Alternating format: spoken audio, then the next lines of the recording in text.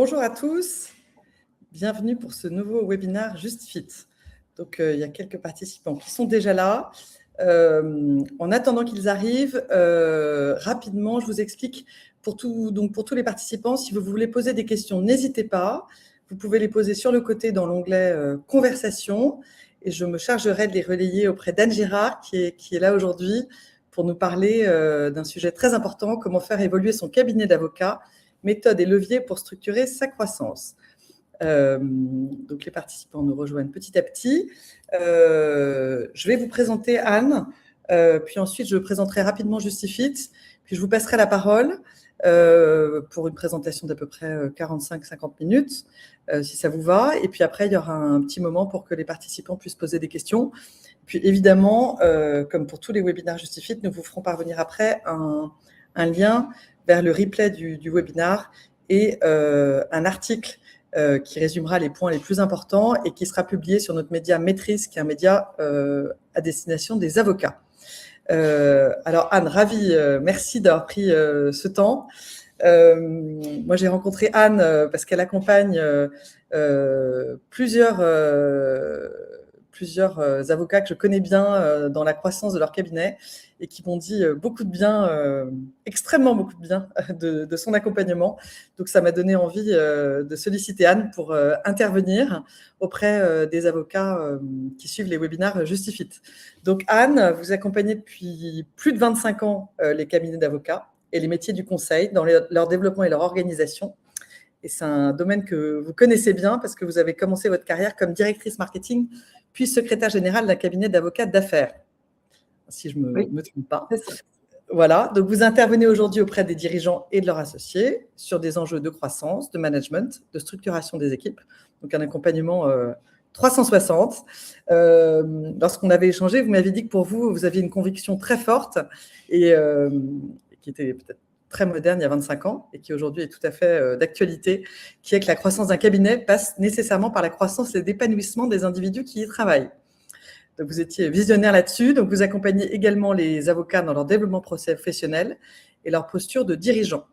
Donc, lors de ce temps que nous avons ensemble, lors de ce webinaire, vous allez proposer aux participants de prendre du recul sur les différents leviers qui sont essentiels afin de faire évoluer votre cabinet. Vision, posture entrepreneuriale, organisation, développement des équipes. Donc, ce webinaire devrait vous aider à passer d'une logique d'activité à une croissance durable. Tout cela illustré par des belles photos que vous avez prises. Parce qu'Anne, vous êtes en plus une photographe. Voilà, et si j'ai bien compris, vous illustrez le mouvement. Et donc, il s'agit de ça aujourd'hui, du mouvement, comment bouger et aller dans le bon sens. Bienvenue aux participants qui nous ont rejoints en cours de route. Donc, vous avez sur le côté, je me répète, c'est pour les nouveaux, un onglet Conversation qui vous permet de poser des questions que je relayerai auprès d'Anne. Rapidement, je vous présente JustFit pour ceux qui ne nous connaissent pas encore. JustFit existe depuis 11 ans, depuis 2015. Nous étions au début un annuaire qui permettait aux avocats d'être mis en contact avec des justiciables. Puis petit à petit, nous avons évolué vers d'autres aspects de l'activité des avocats, permettre aux avocats de communiquer en créant pour eux des vidéos qui mettent en avant leur expertise, en les publiant sur un média, le média JustFit, qui a tous les mois un trafic d'1 million de visiteurs uniques. Donc, nous sommes devenus progressivement une agence de communication pour les avocats. Puis, nous leur avons progressivement aussi permis de digitaliser leur activité en créant ils ont tout un système qui leur permet un mini CRM, possibilité d'envoyer des pièces jointes de manière confidentielle, de créer automatiquement des conventions d'honoraires, de programmer des rendez-vous, des visioconférences. Et puis enfin, JustFit est devenu un réseau avec des formations et des webinaires. Ça fait déjà, c'est depuis novembre 2020, donc nous en déroulons un tous les mois. Et vous pouvez tous les retrouver sur Maîtrise, qui est le média à destination des avocats. Voilà, nous vous enverrons le lien. Anne, je vous passe la parole. Donc, comment faire évoluer son cabinet d'avocat, méthodes et leviers pour structurer sa croissance. Merci beaucoup, Pauline. Merci à vous et à l'équipe JustFit de m'accueillir aujourd'hui. Bonjour à tous et à toutes. Donc, oui, alors pour aller directement sur peut-être ce qui vous surprend dans cette première diapo, les photos sont effectivement des photos que vous ne verrez normalement nulle part ailleurs, puisque c'est moi qui les ai prises. Voilà. Et je vais d'ailleurs continuer sur cette thématique. C'est vrai que je suis consultante depuis 2006, consultante indépendante, que j'accompagne les cabinets, alors pas uniquement les cabinets d'avocats d'ailleurs, mais les cabinets de conseil, les cabinets d'experts comptables, et aussi dans le marché du droit, les études de notaire par exemple, et puis les CPI, dans leur croissance. Et je vais développer un petit peu plus tard. Je travaille entre Paris et la Bretagne, donc pas mal des images que vous allez voir ont été prises en Bretagne. Et effectivement, j'ai 2 activités professionnelles. Je suis également photographe et artiste visuel. Et c'est très important pour moi de prendre en compte cette dimension, ce que j'appelle la dimension sensible, d'où le nom de mon entreprise qui s'appelle donc Sensible, qui allie à la fois la dynamique rationnelle, lorsqu'on veut développer un cabinet ou lorsqu'on veut gérer la croissance, on part sur des bases rationnelles, mais aussi l'aspect sensible dont on va parler aussi et à laquelle vous avez fait allusion lorsque vous avez parlé d'épanouissement. Voilà. Je ne pense pas qu'on puisse renier cette dimension-là, en particulier lorsqu'on est avocat, puisque finalement, notre cerveau et le reste sont complètement liés. Donc, il faut en tenir compte lorsqu'on veut faire évoluer son activité. Alors, maintenant que je me suis un peu présentée, je vais vous proposer de vous présenter également. Donc là, j'ai affiché les questions que nous allons vous poser par sondage. Donc je vais juste les lire et puis comme ça vous permet de réfléchir. Enfin, c'est assez simple, hein. Et puis ensuite, on vous posera le sondage. Donc, est-ce que vous exercez seul ou à plusieurs? Si vous exercez à plusieurs, si vous avez un ou plusieurs associés? Quelle est la zone géographique dans laquelle vous vous situez et vous exercez? Quelles sont vos matières juridiques de prédilection et qui sont vos clients? Voilà, donc les sondages vont arriver ou déjà arrivent. Voilà, donc le premier, vous exercez seul ou à plusieurs. Donc là, on vous laisse, a priori, on va plutôt vers vous exercez seul à 76%, Ok. 78%, 79%, 80%. Ah oui. Voilà, on vous laisse encore une minute. Donc effectivement, 80% des votants exercent seuls. Alors, vous avez un ou plusieurs associés. Donc là, à mon avis, la réponse va être je lance le sondage.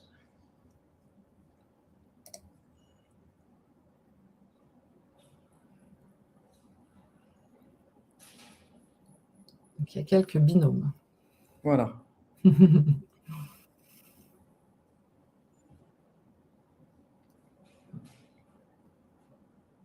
Ok.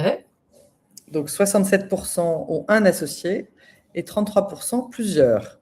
Très bien. Alors la question d'après, c'était savoir où vous étiez. On vous laisse voter.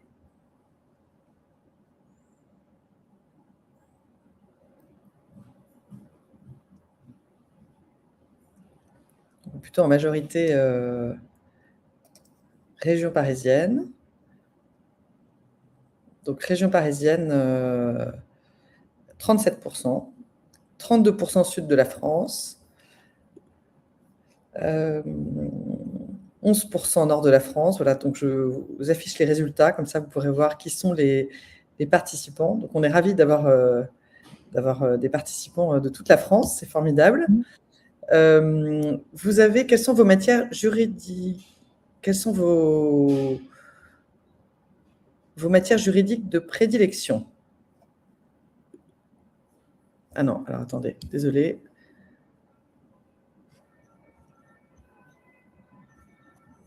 Alors, désolé, qui sont vos clients? Je vais poser cette question-là. Qui sont vos clients?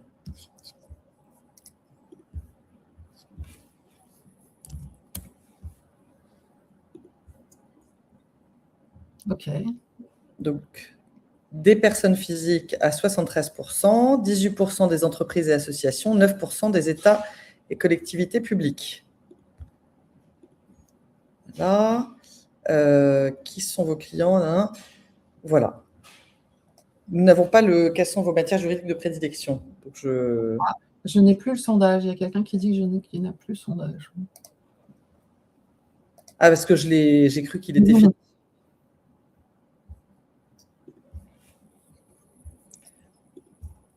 Alors, les matières juridiques, quelles sont vos matières juridiques de prédilection? Voilà. OK.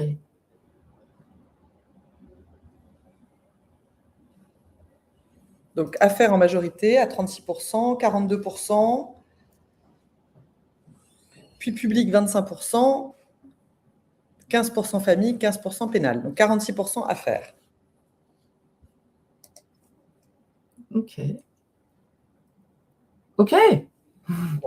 Voilà. Merci beaucoup. Alors, je vous explique, merci beaucoup pour ces informations qui nous ont permis de nous présenter mutuellement. Mais c'est aussi parce que vous allez voir une présentation qui est générique, donc qui est censée parler à tout le monde, mais dans les exemples que je vais choisir, je vais essayer de les adapter en fonction de vos situations. Et donc, j'ai bien retenu que vous exercez en majorité seul, en majorité, mais en région parisienne, mais pas que. Et puis, j'ai retenu aussi les types de clients que vous avez, donc surtout des personnes physiques, et les matières. Donc, je vais essayer d'illustrer mon propos à l'oral en utilisant des exemples ou en vous faisant réagir sur vos réalités, puisque ça sera beaucoup plus intéressant. Alors, dans ma proposition aujourd'hui, c'est de vous apporter peut-être finalement une grille de réflexion sur la manière dont vous voulez faire évoluer et grandir, et on verra ce que ça veut dire grandir, votre cabinet. Et souvent, ce que je rencontre dans mon activité, ce sont des gens qui sont un petit peu perdus parce qu'ils ne savent pas par où commencer. Ils n'ont pas forcément d'ailleurs une lecture complètement claire de leur situation. Souvent, ils manquent de repères. Ils ne savent pas, par exemple, où ils se situent par rapport à des confrères. Donc, l'idée aussi, c'est de vous donner les éléments pour pouvoir analyser clairement où vous en êtes. Vous donner aussi une méthode qui vous permet d'identifier les leviers de croissance, c'est-à-dire là où vous pouvez agir pour faire évoluer votre cabinet. Vous verrez qu'il y en a plusieurs. Et parfois, l'idée, c'est qu'on veut tout faire en même temps, alors que selon ce qu'on veut faire, il y a certains leviers qu'il vaut mieux actionner au début et ensuite plus tard et ensuite à la fin. Donc, il y a des ordres de priorité. Et c'est la raison pour laquelle je vous proposais de réfléchir, chacun pour vous-même, en fin de webinaire, à 3 priorités concrètes que vous pourriez vous fixer pour votre cabinet en 2026. Donc voilà, ça c'est l'idée de ce webinaire et mon intention. Et je vais commencer par rappeler que la croissance, même si croissance, c'est un mot qui peut apparaître parfois très vendeur, ce n'est pas une obligation ni une fin en soi, en réalité. L'idée, quand je parle de croissance, c'est finalement qu'on fasse évoluer, on pourrait dire d'ailleurs évolution, mais souvent, on a envie de faire grandir certaines dimensions de notre cabinet. Ça peut être bien sûr le chiffre d'affaires, ça peut être bien sûr le nombre ou l'étendue des prestations qu'on offre, ça peut être beaucoup de choses. Donc, c'est pour ça que j'ai utilisé ce terme croissance. C'est aussi parce qu'il y a 20 ans, mes premiers clients cherchaient vraiment la croissance en termes de chiffre d'affaires et de nombre de clients. Et je voudrais dire également que la croissance d'un cabinet ne dépend pas que de votre talent juridique. Vous pouvez être de très bons juristes et pour autant être perdu ou ne pas savoir, ou ne pas connaître les méthodes pour faire grandir le cabinet. Et c'est la raison pour laquelle c'est important, et ce webinaire fait partie des occasions, c'est important de saisir toutes les occasions, toutes les opportunités pour réfléchir, seul ou à plusieurs, sur comment faire grandir votre activité. Alors, je vais vous continuer par vous poser des questions, mais là, c'est des questions un petit peu plus de fond. Ce sont des questions sur vous, afin que vous puissiez identifier pour vous-même la dynamique ou les motivations profondes pour faire grandir ou faire évoluer votre cabinet. Et je vais vous proposer alors des questions qui sont finalement assez caricaturales, mais qui vous permettent en tout cas de vous situer. Évidemment, dans le cadre d'un accompagnement, c'est beaucoup plus nuancé, beaucoup plus subtil, ça prend plus de temps. Mais là, on est dans un webinaire. Donc, il va y avoir 2 questions, 3 questions très simples. Je vous demande de choisir une option. Donc là, vous avez de A à F. Ça va passer par un sondage. Donc, lorsque vous terminez une journée satisfaisante, voilà. Pourquoi cette journée a été satisfaisante? Qu'est-ce qui s'est passé? J'ai résolu un problème complexe sur un dossier. Ça, c'était satisfaisant. Ou bien, j'ai eu une conversation stratégique avec un client. Ou bien, j'ai fait avancer la structure de mon cabinet. Ou bien, j'ai défendu une cause qui en valait la peine. Ou bien, j'ai innové sur mon offre de service, mon modèle de cabinet ou une approche. Ou bien, j'ai été appelée par un nouveau client sur un de mes sujets préférés. Alors, je propose qu'on lance le sondage qui va vous permettre donc de répondre. Voilà, je l'ai lancé. Vous aurez peut-être envie de cocher 2 cases, mais je vous demande d'en cocher qu'une pour vous positionner. Alors, j'ai l'impression que c'est la résolution d'un problème complexe sur un dossier qui a l'air de gagner, entre guillemets. Puis après, la conversation stratégique avec un client. Ouais. Ex aequo avec j'ai été appelé par un nouveau client sur un de mes sujets préférés. J'ai innové. Par contre, j'ai fait avancer la structure du cabinet ou j'ai défendu une cause qui en valait la peine. Ça n'a pas l'air d'être identifié comme quelque chose qui rend la journée satisfaisante. Alors, j'affiche le résultat à tout le monde. Voilà. Alors, merci beaucoup. Ça permet de savoir en fait finalement ce qui vous anime de l'intérieur. Hein.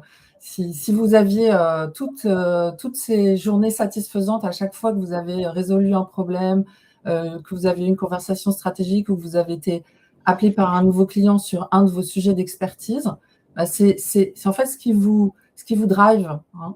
Et ça, c'est important lorsqu'on pense à faire évoluer son cabinet ou ce qu'on veut lui donner une envergure plus grande ou une forme différente, c'est qu'est-ce qui me motive profondément. Donc ça, c'était la première question. Notez bien votre réponse pour vous-même parce que vous en aurez sans doute besoin plus tard lorsque vous voudriez continuer à réfléchir à ce sujet. Je continue avec une deuxième question qui est là plus portée vers l'avenir. Là, on était dans le présent. Donc, dans 10 ans, vous voulez que votre cabinet soit une signature reconnue pour la qualité de ses prestations, une structure solide avec une équipe autonome, la référence absolue sur une niche précise ou un domaine d'expertise précis, un modèle disruptif dans son fonctionnement, un environnement professionnel qui permette l'épanouissement des talents ou un cabinet qui assiste des clients exigeants et ambitieux. C'est peut-être plus difficile pour vous de répondre, mais tentez quand même.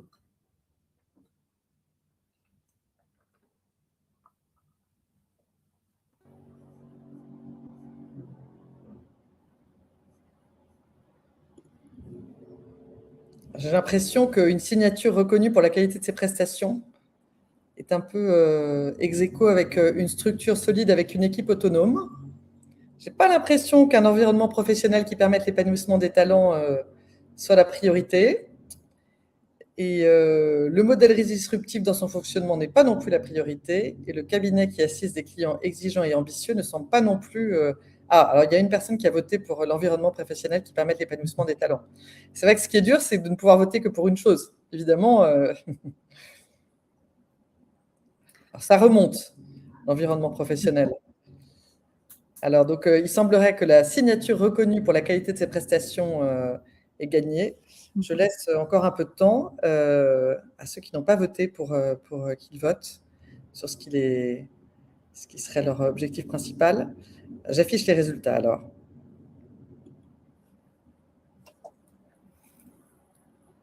Voilà, cette question, elle est très importante. Alors, vous aurez le droit de changer d'avis après le webinaire, mais c'est important d'y réfléchir parce qu'elle vous donne la direction, hein, vers où vous voulez aller.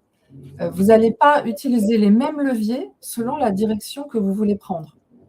Donc, si par exemple, vous cherchez une structure solide avec une équipe autonome, vous allez utiliser un levier dont je parlerai autour du développement professionnel, de la délégation, etc. Alors que si vous voulez plus orienter votre énergie vers une signature reconnue pour la qualité de ses prestations, dans l'énoncé de la phrase, il y a le terme reconnu. Donc, ça veut dire qu'il va falloir faire un effort sur tout ce qui est commercial et communication. Donc, vous voyez, ce sont des leviers qui sont quand même très différents, qui ne sont pas exclusifs les uns des autres, évidemment. Alors, merci beaucoup pour ces réponses. Et je vous propose, en fait, une dernière question qui renvoie à quel type d'avocat vous voulez être. Alors, là aussi, c'est finalement assez caricatural, on va dire, mais c'est normal, c'est pour vous faire réfléchir. Il ne s'agit pas de vous enfermer dans une case. Donc, un artisan du droit qui va privilégier le sur-mesure et l'excellence technique, un bâtisseur qui va créer une institution, donc un cabinet qui vous survivra, un expert de niche qui aura le monopole ou quasi-monopole d'une compétence spécifique, un partenaire stratégique, c'est quelqu'un qui souhaite vraiment être au cœur de la décision de ses clients, un avocat entrepreneur qui veut peut-être réinventer, voire révolutionner le modèle économique des cabinets, ou un militant du droit qui privilégiera la défense d'une cause au-dessus des dossiers.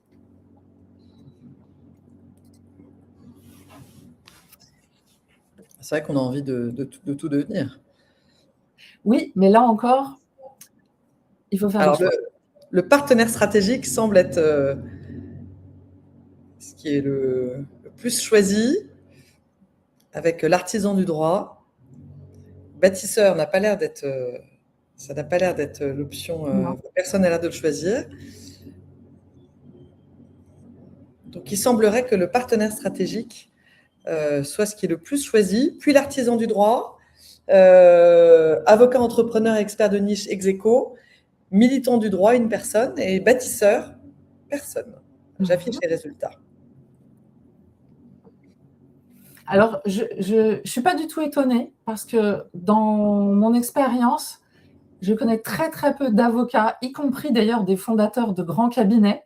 D'ailleurs, si vous lisez la biographie de Pierre Gide, qui est parue il y a 3-4 ans, vous verrez que lui ne se voyait pas comme un bâtisseur. Et je pense qu'aujourd'hui, pourtant, tout le monde se dit que Gide est une institution que nous connaissons tous dans le marché du droit, dans le monde du droit. Et c'est la même chose pour des grands fondateurs. Ils ne se voient pas comme ça. Et pour autant, ils l'ont fait. Voilà, donc je ne suis pas tellement étonnée que cette réponse n'ait pas eu votre préférence.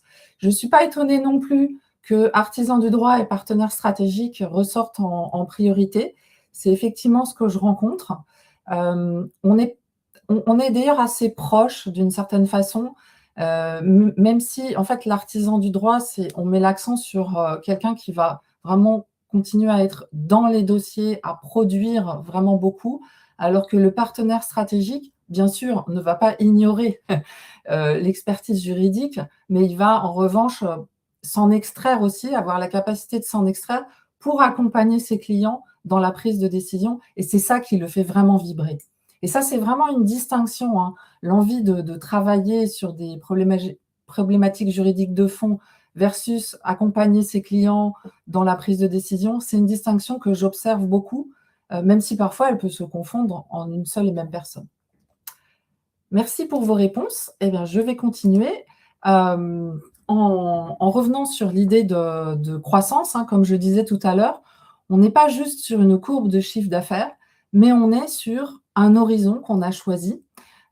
Et quelque chose qui est très important aussi, c'est l'idée d'essayer d'atteindre, en tout cas au quotidien, un équilibre entre le temps qu'on passe, l'argent qu'on gagne et la qualité de vie.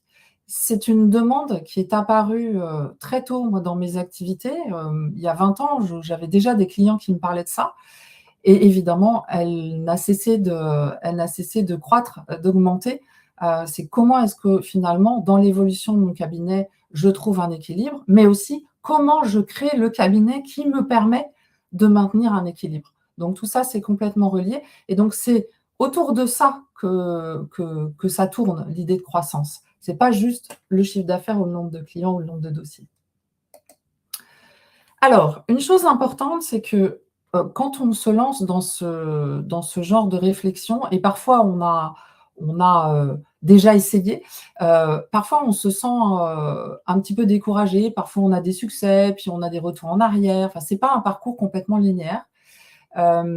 Et je voudrais juste dire que la méthode, ça fait partie, c'est-à-dire que la réflexion et le fait de procéder étape par étape, ça fait partie du succès et c'est ça qui évite de s'épuiser. Mais il y a aussi d'autres aspects. D'abord, l'homogénéité. Lorsque vous êtes plusieurs, si vous avez les mêmes aspirations, si vous avez si vous êtes alignés sur le plan de vos valeurs, si vous avez le même type de clients, etc., c'est beaucoup plus facile de faire évoluer votre cabinet à plusieurs parce que finalement, c'est homogène et qu'il y a moins de différences à gérer. Et la gestion des différences, c'est ça qui prend aussi beaucoup d'énergie. Ensuite, il y a la question de l'état d'esprit. Si je veux tout de suite, si je veux garder le contrôle, si finalement, je veux faire grandir mon cabinet, je veux le faire évoluer, mais je ne suis pas curieux d'esprit, ça ne va pas marcher. Il faut une ouverture, aussi une capacité à faire confiance, qui permet d'ailleurs la délégation, et une gestion de la frustration, notamment sur le plan du temps que ça prend. À la fois le temps que ça prend dans sa journée, donc y réfléchir. Là, par exemple, vous prenez 1 heure pour réfléchir à ces sujets-là, et c'est super. Mais aussi le temps que ça prend pour faire évoluer et pour obtenir des véritables changements. Et souvent, on le sous-estime parce qu'on est impatient, et c'est bien, mais enfin, c'est normal, j'ai envie de dire. En revanche, parfois, ça peut générer beaucoup de frustration. Donc, une partie de mon travail, ça consiste à dire aux gens, les choses vont arriver, il faut juste continuer à avancer tranquillement et ne pas vouloir aller trop vite.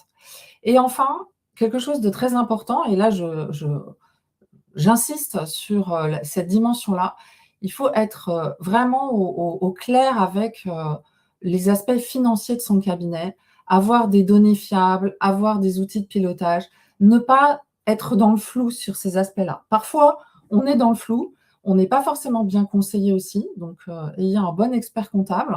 Et si vous n'en avez pas, changez-en et prenez-en un bon, qui va vous accompagner sur ces sujets-là, parce que finalement, votre cabinet, c'est comme toute entreprise, elle est aussi basée sur la question financière, et donc vous avez besoin d'une structure. C'est un peu le socle, hein. Donc pour pouvoir réfléchir à des sujets plus larges, soyez rassurés et soyez confiants sur cette dimension-là. Et c'est ça qui fait que vous ne vous disperserez pas et vous ne vous épuiserez pas. Et maintenant, j'en viens donc à ces 7 leviers, donc 7 leviers, 7 diapos pour gérer votre croissance. Et vous verrez que selon ce que vous souhaitez, vous allez insister, comme je l'ai dit tout à l'heure, sur différents leviers. Vous allez commencer par différents leviers. Donc, ce n'est pas juste une checklist, je coche la case levier 1, levier 2, levier 3. Non, ce sont vraiment des chantiers de fond qui vont s'adapter en fonction de votre objectif et que vous allez prioriser en fonction de ce que vous avez déjà fait et en fonction de ce que vous voulez faire. Alors, le premier levier, et alors là, vous allez sourire puisque vous êtes surtout vous êtes en majorité en exercice individuel, vous allez dire de quoi elle nous parle, là, prendre soin de l'affectio societatis. Mais non, ça s'adresse aussi à vous si vous êtes en exercice individuel. Donc évidemment, lorsqu'on est plusieurs, ce qui est important, et moi ce que je rencontre énormément, puisque j'exerce aussi bien auprès d'avocats qui exercent en mode individuel que de collectifs d'associés, c'est savoir se parler vraiment et savoir être au clair avec ce qu'on veut, ce que les autres veulent, donc avoir un véritable dialogue. Et c'est vraiment, quand j'écris prendre soin, c'est pas rien, hein. Ça veut dire prendre soin de la relation avec vos associés et si vous êtes tout seul, de la relation avec vous-même. Ne pas vous cacher ou vous raconter des histoires ou vous cacher des vérités. C'est-à-dire vraiment être au clair avec ce que vos besoins, vos attentes et vos motivations. Revisiter régulièrement les mécanismes de partage de la valeur. Ça, c'est une grande phrase pour vous dire que c'est important que vous soyez seul ou à plusieurs, de revenir régulièrement sur votre rémunération. Voilà. À la fois les modalités de rémunération lorsque vous êtes plusieurs, puisque forcément, il peut y avoir différents systèmes de rémunération, mais pour vous-même aussi, vous posez la question, c'est une question totalement légitime, est-ce que par rapport à ce que je souhaite, par rapport à ce que je fais, je suis assez bien rémunérée? Comment éventuellement je peux optimiser ça? Et vraiment se poser la question de manière très sincère et régulière. Pour les personnes qui exercent en collectif d'associés, je préconise, et ça c'est sur la base de l'expérience, de revisiter le système de rémunération tous les 5 ans. Parce que les situations personnelles évoluent, les besoins évoluent, les attentes évoluent. On grandit, on vieillit, on a des enfants, voilà, il y a plein de choses et donc nos attentes en termes de rémunération évoluent aussi. Mettre en place une gouvernance qui décide, qui ne fait pas que discuter. Alors là, pareil, ça peut être à plusieurs, c'est pas juste du blabla, c'est pas juste, bon voilà, on prend un apéritif et on commence à échanger sur ce qu'on voudrait faire. Non, c'est vraiment je décide. Décider, c'est quoi? C'est faire des choix et ensuite les mettre en œuvre. Et lorsque vous êtes seul, c'est pareil. Vous décidez, c'est-à-dire que vous faites un choix entre plusieurs options et ensuite vous mettez en œuvre. Et souvent, ce que je constate, c'est qu'on soit seul ou à plusieurs, c'est le passage à la mise en œuvre qui n'est pas facile. Donc, lorsque vous prenez une décision, ayez une réflexion sur comment je vais faire pour appliquer cette décision. Et enfin, très important, travailler sur la relation à soi et aux autres. Souvent, en fait, vous faites un métier de relation avec les clients, mais du coup, on se néglige dans la relation. Souvent, on fait passer l'autre avant. On peut, par exemple, faire passer le client ou son collaborateur ou ses collaborateurs ou même ses associés avant nous-mêmes. Donc, travailler sur la relation à soi, c'est fondamental. C'est d'ailleurs souvent l'objet de coaching ou de programmes très ciblés sur finalement nos capacités relationnelles, nos capacités aussi de communication interpersonnelle. Donc l'affectio societatis, dans ce terme-là, vous le savez bien, il y a le terme affection, et c'est cette dimension-là que j'ai mise en premier, qui est importante de considérer. Et souvent, c'est un levier qui manque. C'est-à-dire qu'on va se focaliser sur la stratégie, sur des choses extrêmement rationnelles, tangibles, mais on oublie juste l'humain. Voilà. Une autre manière de résumer ce slide, c'est la dimension humaine. C'est le premier levier. Le deuxième levier, c'est la capacité à se projeter individuellement et collectivement. Et donc, je vous ai fait faire ce petit travail là, dans l'avenir, qu'est-ce que vous voulez faire pour votre cabinet, enfin, quelle est l'ambition que vous avez pour votre cabinet et pour vous-même. Souvent, ce n'est pas si facile. Là, je vous ai pris un petit peu au dépourvu. Je vous ai posé une question, puis hop, vous avez dû répondre.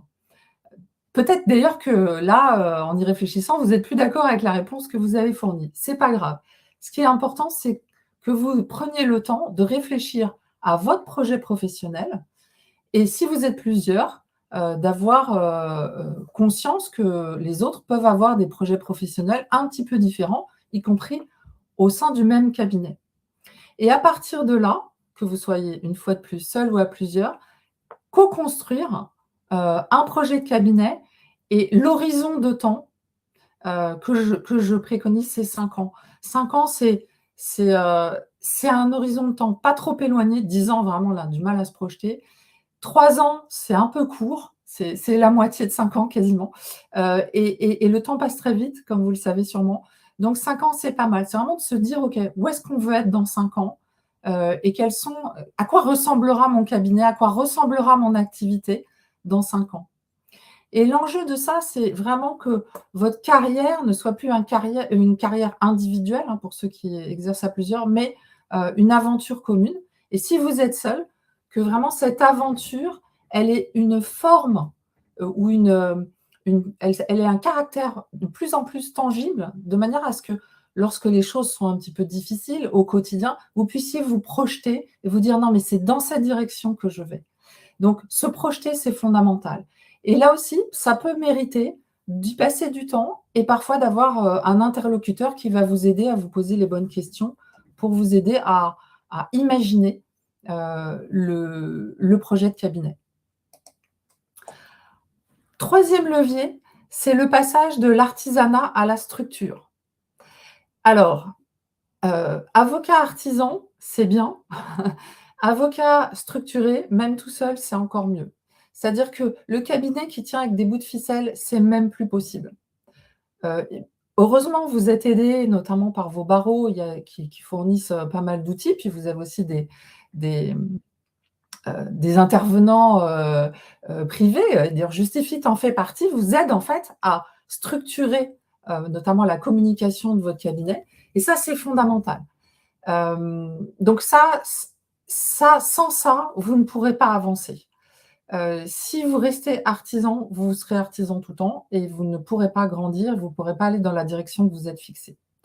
Alors, pour être plus précise, le rééquilibrage de la répartition des tâches, et là, ça peut être soit entre vous, entre associés. Parfois, il y a un associé qui fait tout et les autres, notamment les tâches ingrates, par exemple l'administratif ou la compta, ou des choses comme ça. Et ça ne peut pas durer. Soit le rééquilibrage des tâches entre ce que vous faites vous et ce que vous pouvez confier à des prestataires extérieurs. Et donc ça, c'est important.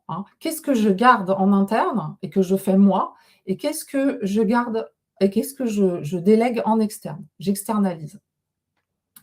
L'autre point, c'est piloter l'allocation de votre temps. C'est-à-dire qu'il y a des choses que vous êtes les seuls à pouvoir faire, il y a d'autres choses que vous pouvez déléguer. Et quand je dis chercher l'effet de levier, c'est ça, parce que l'effet de levier, vous allez le trouver quand vous focalisez vos efforts et votre temps dans des tâches ou des missions que vous êtes les seuls à pouvoir faire pour votre cabinet et que le reste, vous pouvez déléguer. Et c'est là où vous allez pouvoir trouver du temps disponible pour faire vraiment les tâches qui vont vous aider à faire grandir votre cabinet. Et donc, j'ai parlé de s'appuyer sur des professionnels, donc notamment, je cite l'informatique, la communication et tout ce qui est office management.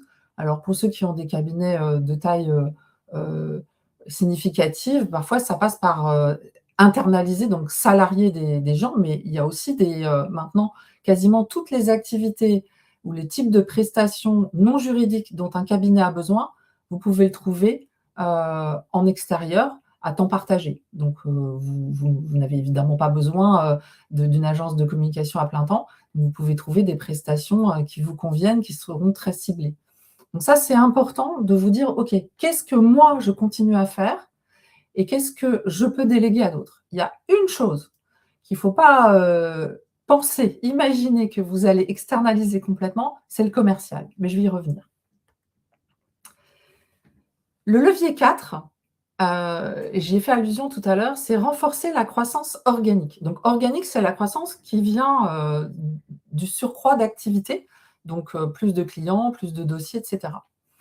Donc, pour renforcer cette croissance organique, il va falloir déléguer. Et la délégation chez les avocats, alors, chez beaucoup de professionnels du conseil en général, mais chez les avocats, c'est compliqué souvent, et ça s'apprend. Donc, si vous avez identifié que la délégation est une difficulté pour vous, sachez que ça s'apprend parce que ce sont en fait des méthodes et un état d'esprit qui vont vous permettre de former des collaborateurs. Donc là, je parle à ceux qui ont dit qu'ils voulaient une équipe autonome, de les autonomiser et bien sûr de rentabiliser votre activité. Une autre façon de renforcer votre croissance organique, c'est de vous professionnaliser sur tout ce qui est ressources humaines, c'est-à-dire le recrutement, les rémunérations, les promotions. Alors ça, je parle à ceux qui ont des collaborateurs, évidemment. Donc, je ne vais pas m'étendre trop, ça pourra éventuellement passer en question si nécessaire, puisque plusieurs d'entre vous, enfin la majorité d'entre vous n'ont pas de collaborateurs. Et pareil, impliquer les collaborateurs dans le développement. Donc, pour ceux qui exercent en mode individuel, en fait, ça vous paraît peut-être un petit peu abstrait, cet aspect-là, mais en réalité, il faut le relier au précédent, au sens où vous avez besoin de temps, donc cet effet de levier, de temps de qualité, pour vous-même vous former, pour peut-être aller plus vite sur certains aspects, et pour finalement mieux gérer la façon dont vous répartissez votre temps et votre énergie et vos efforts. Levier 5, auquel tout le monde pense quand on parle de croissance de cabinet, c'est la stimulation du développement commercial. Pour moi, il n'est pas complètement externalisable, il n'est pas complètement délégable, mais il y a des choses qu'on peut faire soi-même qui ne sont pas forcément, qui ne vont pas vous demander énormément d'efforts. D'abord, c'est optimiser l'expérience client. C'est-à-dire que avec vos clients existants, il faut que vous en fassiez les clients les plus heureux et les plus satisfaits du monde. Ce sont eux qui vont vous amener d'autres clients parce qu'ils vont vous prescrire. Donc pour ça, il faut soigner la relation avec eux, le reporting, c'est-à-dire le retour d'informations que vous leur faites régulièrement sur les dossiers, etc. Même si vous trouvez que c'est du temps pas nécessaire parce que finalement vous faites le boulot ou qu'il n'y a rien à dire, ben non. Pour le client, c'est nécessaire et c'est ça qui va faire que la relation qu'il a avec vous va être satisfaisante. Que votre facturation soit lisible aussi, parce que les clients attendent ça, lisible et compréhensible. Donc ça, c'est un premier point. Le deuxième point, c'est vraiment soyez ouverts et à l'écoute de ce qui se passe sur le marché du droit, que ce soit les clients qui ne sont pas juristes, et j'entends que vous, dans votre activité, vous avez sans doute beaucoup de clients qui ne sont pas juristes. Qu'est-ce qu'ils veulent? Comment finalement, le client non juriste d'il y a 10 ans, c'est plus le même que maintenant. Évidemment, pour ceux qui travaillent avec des entreprises, les directions juridiques, comment est-ce qu'elles évoluent? Qu'est-ce qu'elles attendent? Et puis les entreprises qui n'ont pas de direction juridique aussi, qu'est-ce qu'elles attendent? Et puis, évidemment, au final, investir dans une visibilité ciblée et une réputation forte. Et ça, évidemment, c'est l'objet de tout ce qui est communication, comme on vous en propose certainement beaucoup, avec l'idée d'avoir aussi une stratégie, donc de savoir bien sur quoi vous voulez communiquer, où est-ce que vous voulez être visible, hein. Vous ne voulez pas être visible ubi et orbi, vous voulez être visible auprès des clients que vous ciblez. Donc, il y a une réflexion à mener. Mais la stimulation du développement commercial, ça peut être des petites actions. Et la première étant vraiment avoir des clients heureux et contents qui vont vous prescrire. Levier 6, investir dans le développement humain.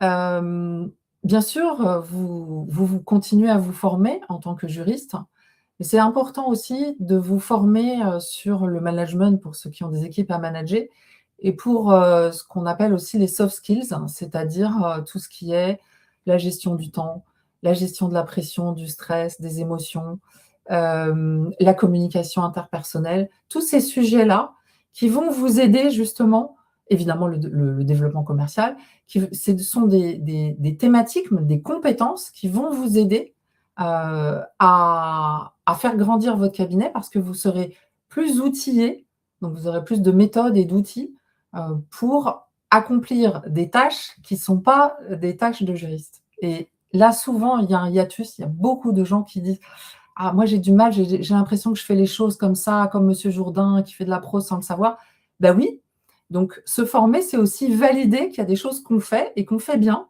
et qu'on pourrait peut-être continuer à faire. Alors évidemment, lorsqu'on parle d'équipe et qu'on veut investir dans le développement d'une équipe, c'est important de s'intéresser à la culture et la solidarité et l'amélioration continue. C'est important, donc à l'intérieur du cabinet, mais aussi entre confrères. C'est pour ça que moi, je recommande souvent de faire partie de réseaux, de consacrer une partie de votre temps, donc vous voyez, une partie du temps que vous avez, qui n'est pas du temps à travailler sur les dossiers ou à parler aux clients, mais qui est à parler aux confrères et qui vont vous aider à peut-être réfléchir sur certains sujets, peut-être améliorer certaines manières de faire ou de fonctionner.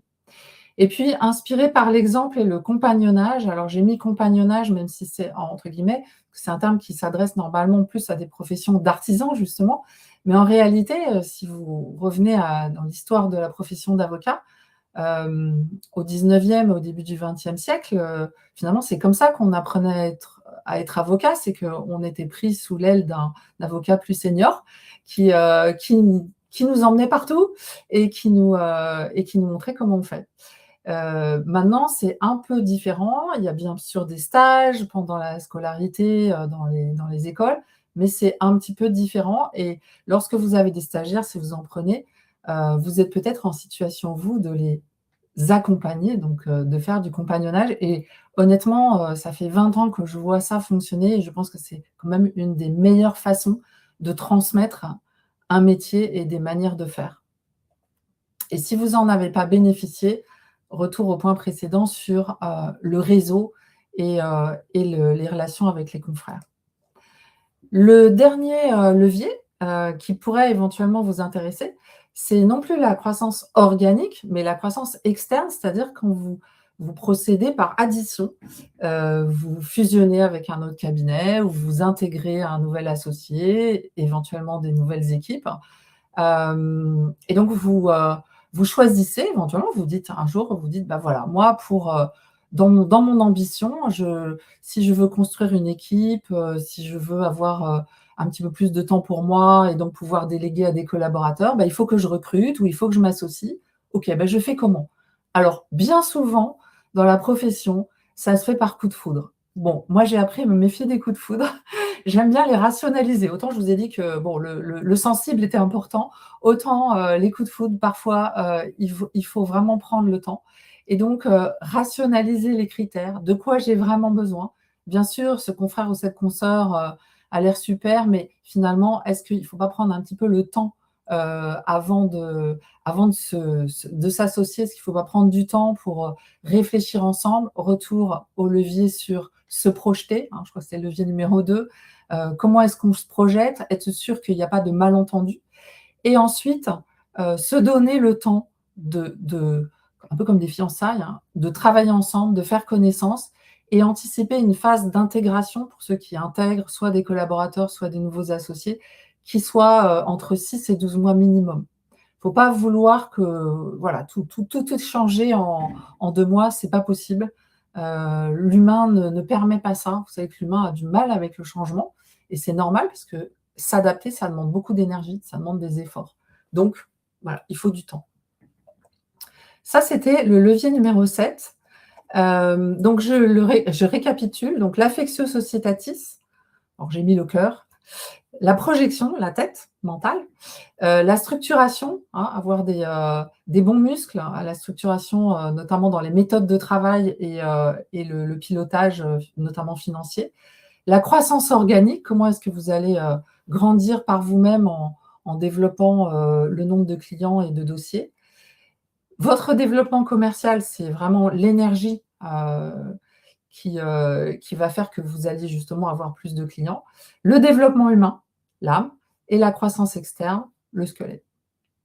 Voilà, si vous deviez réfléchir, enfin, vous remémorer ces leviers, ça pourrait être comme ça. Et j'ai quand même quelque chose à dire à propos de l'IA, très rapidement, parce qu'on me pose la question. Moi, je ne suis pas une spécialiste de l'IA, mais je m'y intéresse beaucoup, évidemment. Donc, à ce stade, j'ai envie de vous dire que l'IA, c'est pas une stratégie en soi, mais ça peut être un accélérateur de certaines choses. Et ça nécessiterait beaucoup de développement, donc je vais pas m'étendre. Mais au jour d'aujourd'hui, vous avez la possibilité déjà de premier niveau, hein, de vous informer. Restez en veille. Bon, en ce moment, sur LinkedIn, il y a plein de choses sur l'IA. Il y a des livres aussi qui sont écrits, dont certains qui sont de très bonne qualité. Donc voilà. Ensuite, se former à l'IA, comprendre comment ça marche, etc. Peut-être vous le faites déjà. Intégrer l'IA pour être plus productif au quotidien. Donc ça, c'est une possibilité. Là, on est vraiment, on a déjà franchi 3 paliers. Ensuite, et c'est là où ça devient beaucoup plus complexe, c'est modifier l'organisation avec des agents IA. Et là, pour le coup, là, ça devient, par exemple, si vous demandez à l'IA de faire votre facturation, là, il faut y réfléchir un petit peu sérieusement. Et ça, c'est quelque chose qui nécessite du travail et certainement des ressources. Éventuellement, repenser le modèle économique, mais là, on est déjà très loin. Et puis, évidemment, important d'avoir un accompagnement spécialisé par des gens qui s'y connaissent et qui sont fiables dans ce domaine. Voilà, donc c'est la seule chose que je peux vous dire sur la croissance, comment l'IA peut être un accélérateur de croissance. C'est déjà commencer par comprendre ce que c'est, éventuellement l'utiliser comme productivité quotidienne, mais moi, comme outil de productivité quotidienne, mais au-delà, on est encore dans, on va dire, un flou qui fait que là, il faut s'adresser à des gens plus spécialisés. Alors, pour terminer, avant qu'on passe aux questions, moi, je vous aurais bien proposé de réfléchir chacun pour vous-même, et vous n'avez évidemment pas besoin d'en parler à tout le monde, sur votre objectif à 5 ans. Est-ce que, à l'issue de cette présentation, vous pouvez ou vous avez envie, en une phrase, de formuler un objectif? Voilà. Dans 5 ans, donc en 2031, je voudrais, je ne sais pas, que mon cabinet soit le cabinet en droit de la famille le plus reconnu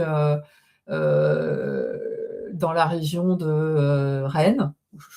J'invente, voilà. Ou bien je voudrais avoir 4 collaborateurs, ou bien, voilà. Quel serait votre objectif? Et en fonction de ce que j'ai pu dire, quels seraient les leviers sur lesquels vous auriez envie d'agir en priorité? Donc, je vous laisse ce petit slide en visibilité. Et puis, peut-être qu'on peut passer aux questions, parce que je vois je vois quelque chose dans conversation. Donc, je pense qu'il y a Oui, des questions. alors, d'abord, merci, pendant que tout le monde travaille sur son plan d'action. Merci Anne, c'était vraiment passionnant. Il y avait beaucoup de choses. Donc, j'ai mis sur le côté un lien vers les différents articles que nous avons écrits sur l'IA, parce que vous Très abordiez bien. ce sujet. Effectivement, c'est un sujet qui intéresse beaucoup les avocats. On a très souvent des questions dessus, etc. Et par ailleurs, vous pourrez consulter les replays des webinaires déjà réalisés. Vous verrez qu'à chaque fois, il y a un article qui résume le contenu du webinar, si vous préférez lire quelque chose, plutôt que de regarder un webinar de 45 minutes, 1 heure. Donc, n'hésitez pas à aller sur ce média que nous avons avec plus de 200 articles sur différents sujets qui intéressent les avocats. Alors, est-ce que... Donc, il y a une personne qui souhaitait intervenir, à qui j'ai dit qu'il était tout à fait possible de poser des questions sur le côté. On a encore 8 minutes, donc n'hésitez pas à poser des questions à Anne. Peut-être, je ne sais pas, sur votre façon de travailler, comment est-ce que vous travaillez, Anne, quand vous aidez les avocats? Alors, il y a plusieurs manières. Donc, déjà, déjà, ça dépend de la situation de l'avocat. Ça peut être un accompagnement individuel ou un accompagnement collectif. Donc, ça dépend évidemment du contexte. Ça peut prendre une forme très individualisée. Dans ce cas-là, très spécifique à la situation de l'avocat. Donc, dans ce cas, je parle d'accompagnement, justement, individuel, ce que certaines personnes vont appeler aussi coaching, même si moi, je n'utilise pas forcément les outils de coach. Et sinon, ça peut aussi être des formations sur certains sujets, des formations très spécifiques qui répondent aux besoins dont j'ai parlé tout à l'heure, les fameux soft skills, donc les formations en développement commercial, en gestion des émotions, en gestion du temps. Voilà, donc c'est des thématiques qui sont récurrentes, pour lesquelles j'ai énormément d'exemples. Donc, à chaque fois, l'idée, c'est d'apporter des méthodologies pour que les avocats puissent actionner les leviers dont j'ai parlé. Est-ce que ça répond à votre question, Pauline? Oui, tout à fait. Alors, je pense que c'est intéressant pour toutes les personnes qui sont là et qui se posent cette question. Donc, nous avons Maître Malteste, merci pour votre question, qui demande, sur une création de cabinet, on va finalement aller devoir piocher dans chaque levier, sauf peut-être le 7e.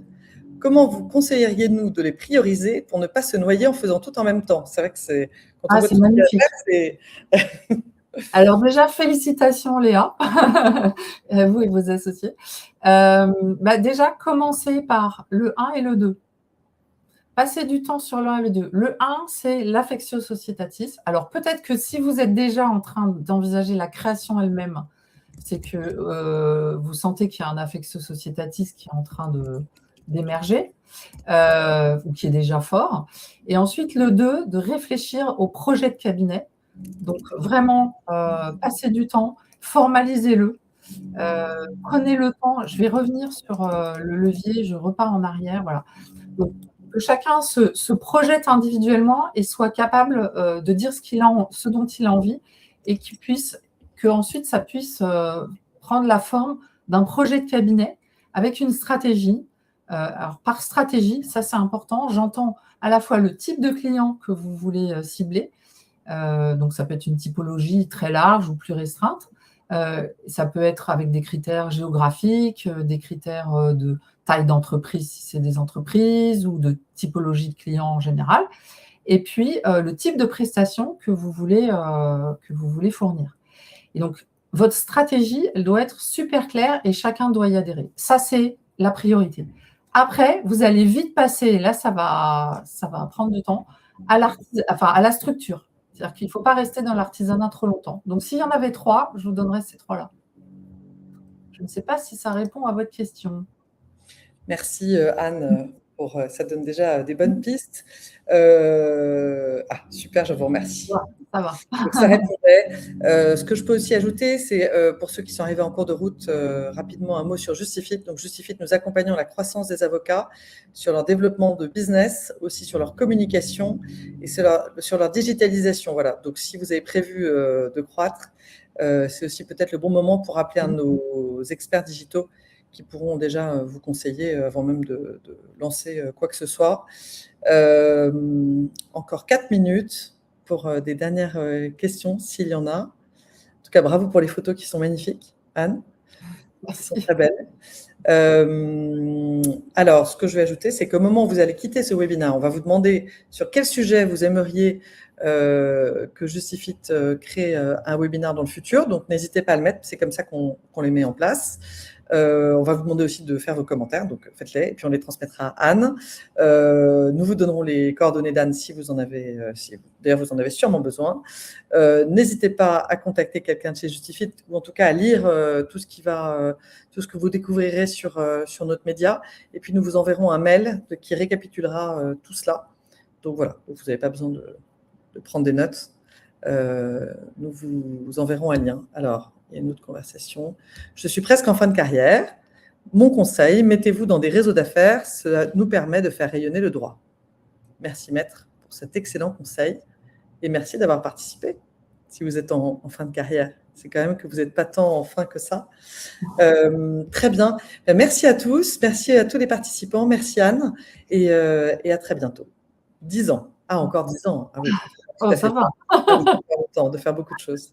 Parfait. Eh bien, à très bientôt à tous. Merci à Au revoir vous. Anne. Merci. Au revoir.